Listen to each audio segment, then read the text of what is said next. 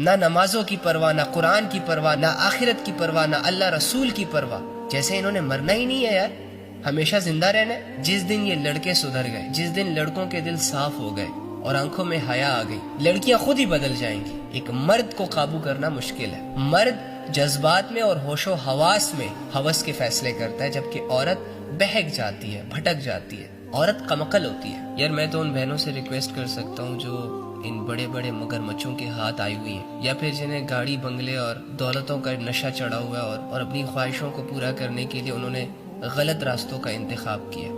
واللہ میری بہن، اگر اللہ رب العزت نے آپ کو دینا ہوا نا تو آپ کو گھر بیٹھے بیٹھے سب کچھ مل جائے گا.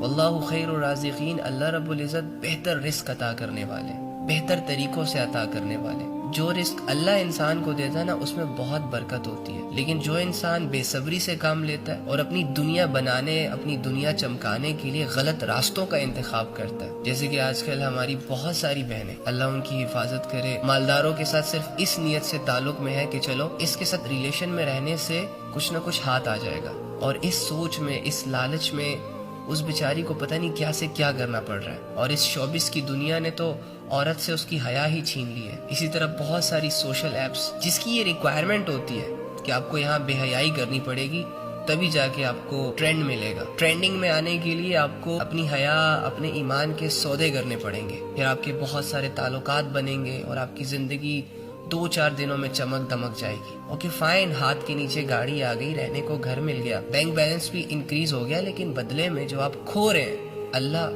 اللہ کا تعلق، اللہ کی محبت، اللہ کی معرفت، اللہ کے ساتھ کنیکشن، رسول اللہ صلی اللہ علیہ وآلہ وسلم کا کنیکشن، ایمان، حیا، آخرت، سکون، عزت، رسپیکٹ، اسے بھی تو سوچیں.